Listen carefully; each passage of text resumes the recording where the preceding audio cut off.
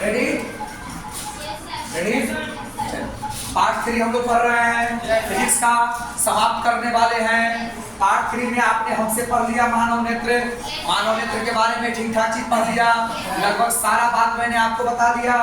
वायुमंडलीय अपवर्तन में मैंने आपको क्या पढ़ा दिया, तारों का टिमटिमाना और सूर्योदय और सूर्यास्त के समय का आभासी 4 मिनट का समय होता है, ये पढ़ा दिया। पृथ्वी मैंने आपको पढ़ा दिया, पृथ्वी मैंने पढ़ा दिया। जब प्रकाश की किरण प्रिज्म से होकर गुजरती है, श्वेत प्रकाश की किरण प्रिज्म से होकर गुजरती है तो कितने रंगों में टूटती है? 7 रंगों में। सबसे ज्यादा कौन सा 7 रंग का ट्रिक बताइए? बैजनी मीनारा, बैजनी मीनारा, बैजनी मीनारा। वैसे बैजनी ज से, बैजनी से, ह से, नी से, आ से, आ से, आ से। चलिए हो गया। सबसे ज्यादा विचलन किस कलर का होता है?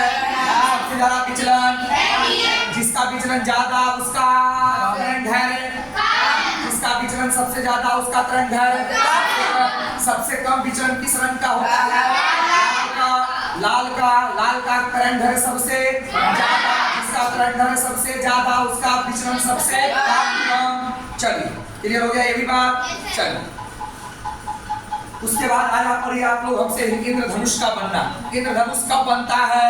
वर्षा ऋतु के बाद, वर्षा के बाद, वर्षा होने के बाद। इंद्रधनुष देखने के लिए हमें क्या करना चाहिए? सूरज जिधर उगा हुआ है उधर पीठ कर देनी चाहिए, है ना, और मेरे मुख के तरफ इंद्रधनुष बना हुआ रहेगा। ठीक है, इंद्रधनुष बना रहेगा। इंद्रधनुष में कितने रंग होते हैं? कितने रंग? इंद्रधनुष बनता कैसा है वो सुनिए। जब बारिश होती है तो वायुमंडल में वर्षा की बूंदे इकट्ठा रहती है, वर्षा की बूंदे इकट्ठा रहती है। और ये जो भी वर्षा की बूंदे हैं, ये जो वर्षा की बूंद है वो किसका काम करती है? किसका काम करती है? वर्षा की बूंद किसका काम करती है? प्रिज्म में प्रकाश का अपवर्तन कितने बार होता है? 2 बार। प्रिज्म में प्रकाश का अपवर्तन कितने बार होता है? 2 बार। एक बार जब घुसती है तब, और एक बार जब बाहर निकलती है तब। आगे बात समझ में? चलिए उसके बाद वर्षा की बूंद में प्रकाश का सबसे पहले क्या होता है? प्रकाश का अपवर्तन। सबसे पहले क्या होता है? प्रकाश का अपवर्तन। सबसे पहले क्या होता है? प्रकाश का अपवर्तन। फिर प्रकाश का क्या होता है? फिर क्या होता है? प्रकाश का अपवर्तन। फिर क्या होता है? प्रकाश का अपवर्तन। प्रकाश पहली बार जब प्रकाश का अपवर्तन होता है तो बूंद के अंदर होता है कि बूंद के बाहर? दूसरी बार जब प्रकाश का परावर्तन होता है तो बूंद के अंदर होता है या पानी के बूंद के बाहर? अंदर।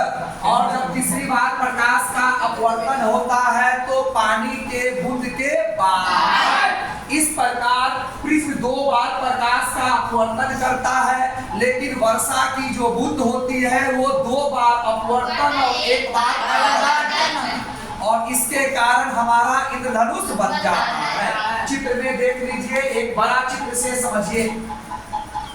ठीक है, चलिए प्रकाश की किरण गई, प्रकाश की किरण पानी की बूंद में गई, और ये जो वायु माध्यम से पानी माध्यम में गया तो वर्षा की बूंद जो है वो किसके जैसा व्यवहार करती है? किसके जैसा व्यवहार करती है? तो विरल माध्यम से सघन माध्यम में गया। अगर प्रिज्म भूल भी गए तो हवा माध्यम से पानी माध्यम में गया, ठीक है ना, तो विरल से सघन में गया। जाना था इसको इस रास्ते से, जाना था इसको इस रास्ते से, अभिलंब की ओर मुड़ गई, अभिलंब की ओर मुड़ गई, अभिलंब की ओर मुड़ गई। आई बात समझ में? तो एक बार प्रकाश का क्या हुआ? अपवर्तन। इस रास्ते को वो छोड़ देगा और इधर मुड़ जाएगा। अब टकरा करके बाहर निकलता तब तो अपवर्तन होता, नहीं समझे? यहाँ के बाद बाहर निकलता तब तो अपवर्तन होता।